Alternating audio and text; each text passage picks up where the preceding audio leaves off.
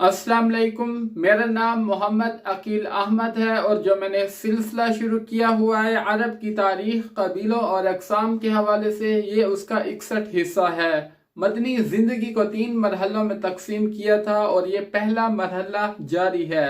سلسلے کو آگے بڑھاتے ہوئے جب نبی کریم صلی اللہ علیہ وسلم گھاٹی کے اندر اپنی قیام گاہ میں پہنچ چکے تو حضرت علی رضی اللہ تعالی عنہ محراث سے اپنی ڈھال کے اندر پانی بھر کے لے آئے نبی کریم صلی اللہ علیہ وسلم کے پینے کے لیے۔ محراث اس پتھر کے گڑھے کو کہا جاتا ہے جس میں پانی جمع ہو اور وہ گہرا ہوتا ہے، اور کہا جاتا ہے کہ احد کے اندر ایک چشمہ تھا، اس کا نام محراث تھا۔ بہرحال جب یہ پانی نبی کریم صلی اللہ علیہ وسلم کو پیش کیا گیا تو آپ کو اس سے ناگوار بو محسوس ہوئی، تو نبی کریم صلی اللہ علیہ وسلم نے اس پانی کو پیا تو نہیں، البتہ اس سے اپنے چہرے کے خون کو اور سر کے خون کو صاف کیا، اور ساتھ یہ بھی فرما رہے تھے کہ اللہ تعالیٰ اس شخص پر سخت غضبناک ہو جس نے اللہ کے نبی صلی اللہ علیہ وسلم کے چہرے کو خون آلود کیا۔ اور حضرت سہل رضی اللہ تعالی عنہ فرماتے ہیں کہ میں جانتا ہوں کہ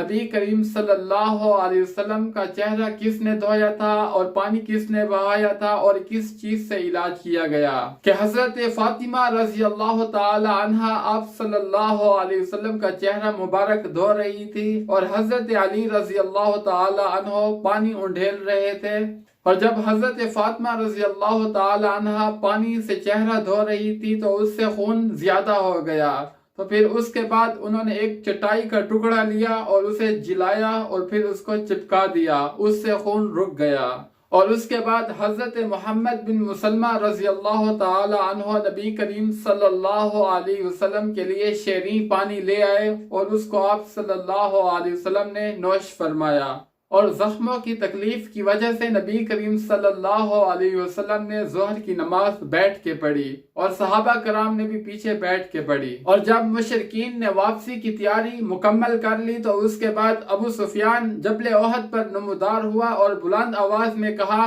کہ کیا تم میں محمد ہے؟ تو لوگوں نے کوئی جواب نہیں دیا، تو اس نے دوبارہ کہا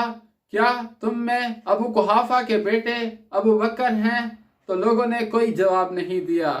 پھر تیسری مرتبہ کہا کیا تم میں عمر بن خطاب ہیں؟ تو لوگوں نے کوئی جواب نہیں دیا۔ نبی کریم صلی اللہ علیہ وسلم نے صحابہ کرام کو منع کیا ہوا تھا جواب دینے سے۔ ابو سفیان نے ان تینوں کے علاوہ اور کسی کا نام نہیں لیا، کیونکہ وہ اور اس کی قوم جانتے تھے کہ اسلام کا قیام ان تینوں کے ذریعے ہے، اور جب ابو سفیان کو کوئی جواب نہیں ملا تو اس نے کہا کہ چلو ان تینوں سے تو فرصت ہوئی، تو حضرت عمر رضی اللہ تعالی عنہ غصے سے بے قابو ہوئے اور انہوں نے کہا اے اللہ کے دشمن، جن کا تو نے نام لیا ہے وہ سب زندہ ہیں، اور ساتھ ہی ابو سفیان نے یہ کہا کہ تمہارے مقتولین کا مسئلہ ہوا ہے، اس کا میں نے حکم نہیں دیا تھا اور نہ ہی میں نے اس کو برا سمجھا ہے، اور پھر اس نے نعرہ لگایا اولو حبل حبل، بلند ہو۔ تو نبی کریم صلی اللہ علیہ وسلم نے صحابہ کرام سے فرمایا کہ آپ جواب کیوں نہیں دیتے؟ صحابہ نے عرض کیا کہ ہم کیا جواب دیں؟ تو آپ نے فرمایا کہ اللہ اعلی و اجل۔ تو پھر ابو سفیان نے ایک اور نعرہ بلند کیا اور کہا لنا عزا ولا عزا لکم،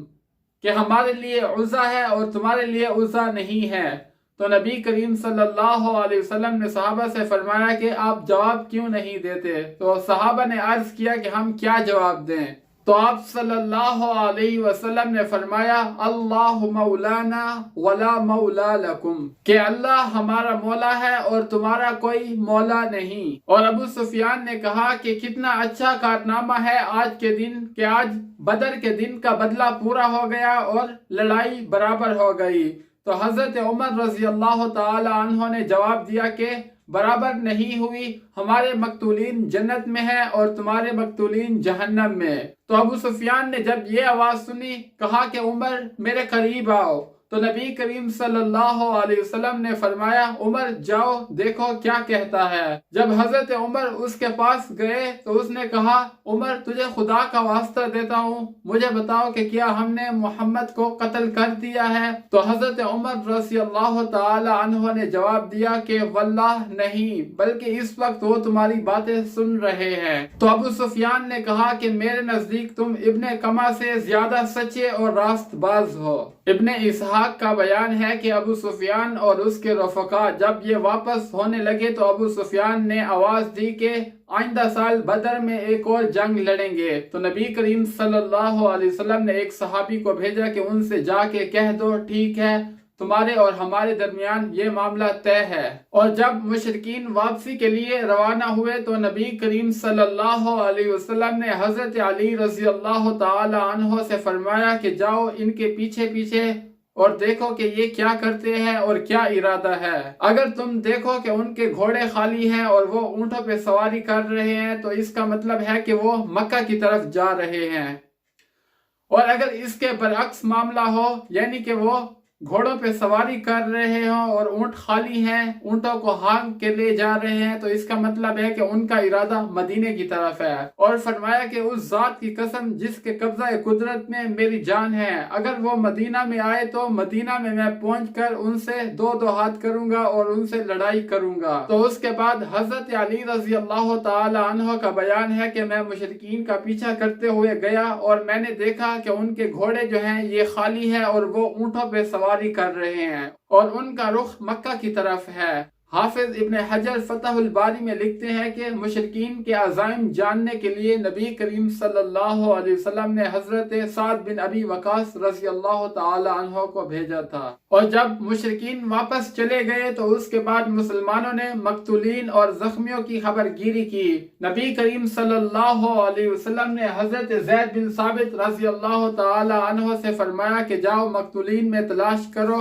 حضرت سعد بن ربیع رضی اللہ تعالی عنہ کو، اگر تم اس کو زندہ پاؤ تو ان کو میرا سلام کہنا اور ان سے ان کی حالت پوچھنا کہ وہ کیسا پا رہے ہیں خود کو۔ اور حضرت زید بن ثابت رضی اللہ تعالی عنہ فرماتے ہیں کہ جب میں گیا اور تلاش کیا تو مجھے حضرت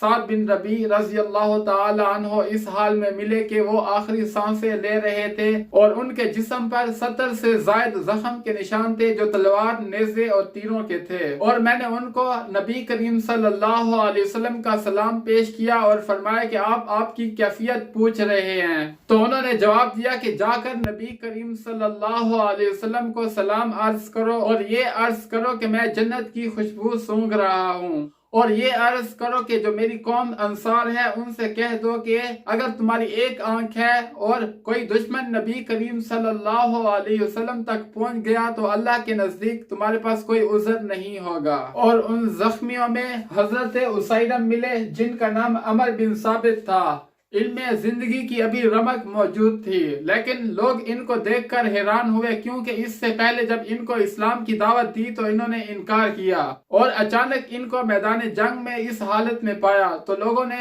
ان سے پوچھا کہ ایسا کیا ہوا؟ تو انہوں نے کہا کہ میں اسلام لے آیا ہوں اللہ اور اللہ کے رسول پر۔ لوگوں نے کہا کہ تم کس حیثیت سے اس جنگ میں شریک ہوئے، اپنی قوم کی حمایت کے لیے یا اللہ کے رسول کی حمایت کے لیے، اسلام کے لیے؟ تو انہوں نے جواب دیا کہ میں اسلام کی رغبت کے لیے آیا، قوم کی حمایت کے لیے نہیں، اور رسول اللہ صلی اللہ علیہ وسلم کی حمایت کے لیے آیا اور ان کے لیے جنگ لڑی۔ فرمایا کہ اب تمہارے سامنے ہوں، اور اس کے بعد ان کا انتقال ہو گیا۔ تو اس واقعے کا ذکر نبی کریم صلی اللہ علیہ وسلم کے سامنے کیا گیا تو آپ صلی اللہ علیہ وسلم نے فرمایا کہ وہ جنتیوں میں سے ہے۔ اور حضرت ابو ہریرہ رضی اللہ تعالی عنہ فرماتے ہیں کہ انہوں نے ایک نماز بھی نہیں پڑھی تھی اللہ کے لیے،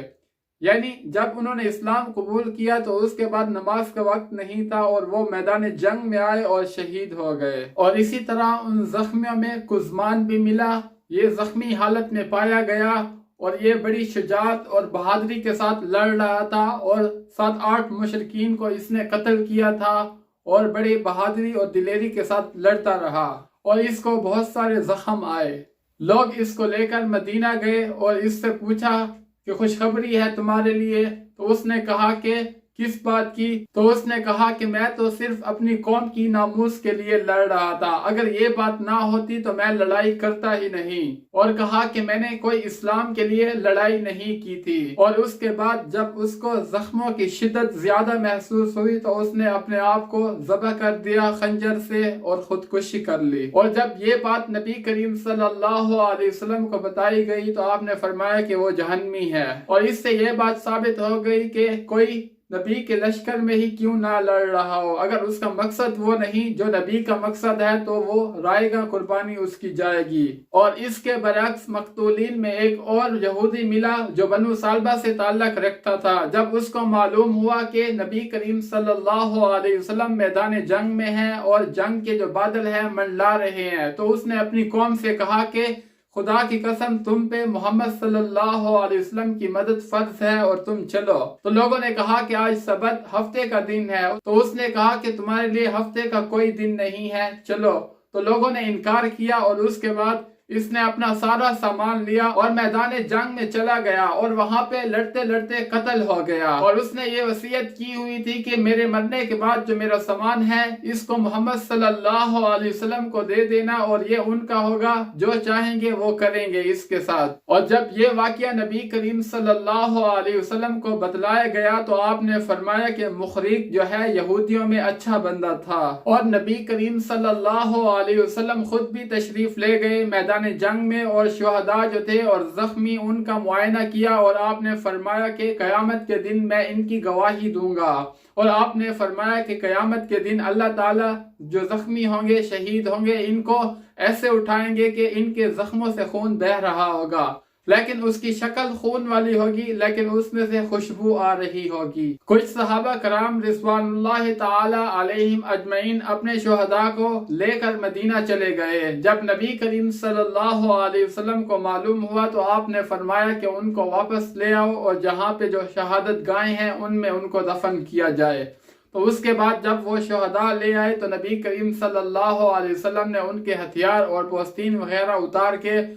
سب کو 2 یا 3 کو دفن کیا، اور پوچھتے تھے جس کو قرآن مجید زیادہ یاد ہوتا اس کو آگے رکھتے قبلہ رخ، اور پھر بعد میں ان کے پیچھے دوسرے کو جو اس سے کم آتا، اس طرح باری باری ان کو دفن کیا گیا۔ اور حضرت حنظلہ رضی اللہ تعالی عنہ اس حال میں ملے کہ ان کے جسم سے پانی ٹپک رہا تھا۔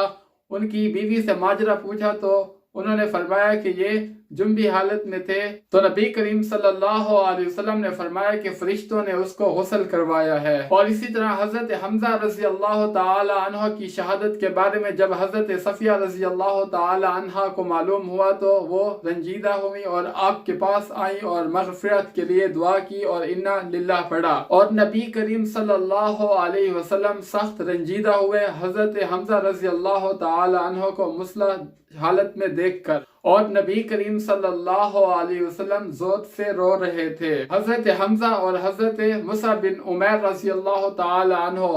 چادریں تھی وہ چھوٹی ہو رہی تھی، اگر سر پہ ڈالتے تو پاؤں نظر آتے، اگر پاؤں چھپاتے تو سر ننگا ہو جاتا۔ تو آپ صلی اللہ علیہ وسلم نے فرمایا کہ ان کے جو سر ہیں وہ چادر سے ڈھانپ لو، اور ان کے جو پاؤں ہیں وہاں پہ اس خر گھاس کے جو پتے ہیں وہ ڈال دیں۔ اور جب شہداء کو دفن کیا جا چکا تو اس کے بعد نبی کریم صلی اللہ علیہ وسلم نے صحابہ سے فرمایا کہ برابر ہو جاؤ، صفیں سیدھی کر لو۔ پھر نبی کریم صلی اللہ علیہ وسلم نے اللہ تعالیٰ کی حمد و ثنا کی اور اللہ تعالیٰ سے دعا کی، اور اس کے بعد مدینہ کی طرف واپسی کا سفر کیا۔ اور جب مدینہ جا رہے تھے راستے میں استقبال کے لیے کچھ خواتین ملی، ان میں سے کسی کا شوہر، کسی کا بھائی اور کسی کا والد شہید ہو چکا تھا، اور جب ان کو معلوم ہوا تو ان میں سے سب نے صبر کیا اور اللہ تعالیٰ سے مغفرت کی دعائیں کی، اور نبی کریم صلی اللہ علیہ وسلم نے انہیں صبر کی تلقین کی، اور آپ نے فرمایا کہ شہداء جو ہیں وہ جنت میں اکٹھے ہو گئے ہیں، اور اپنے گھر والوں کے لیے ان کی شفاعت بھی قبول ہو چکی ہے۔ تو اس طرح نبی کریم صلی اللہ علیہ وسلم نے سب کو تسلی دی اور ان کو یہ خوشخبری دی۔ اسی روز نبی کریم صلی اللہ علیہ وسلم شام کے وقت مدینہ پہنچے، یعنی 7 شوال 3 ہجری کو، اور نبی کریم صلی اللہ علیہ وسلم گھر داخل ہوئے اور حضرت فاطمہ رضی اللہ تعالی عنہا کو تلوار دی، فرمایا کہ اس کا خون دھو دو، اور فرمایا کہ واللہ آج میرے لیے یہ بہت صحیح ثابت ہوئی۔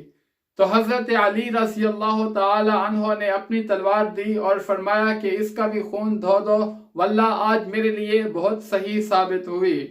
تو نبی کریم صلی اللہ علیہ وسلم نے فرمایا کہ اگر آج تم نے بے لاگ جنگ لڑی تو حضرت سہل بن حنیف اور ابو دجانہ رضی اللہ تعالی عنہما انہوں نے بھی بے لاگ جنگ لڑی، اور متفق روایات کے مطابق مسلمانوں کی جو شہداء کی تعداد ہے وہ 70 ہے، ان میں سے جو زیادہ تر ہے وہ انصار میں سے ہیں۔ 65 کی تعداد، ان میں سے جو 41 ہے قبیلہ خزرج سے تعلق رکھتے تھے، اور 24 قبیلہ اوس سے تعلق رکھتے تھے، اور ایک یہودی۔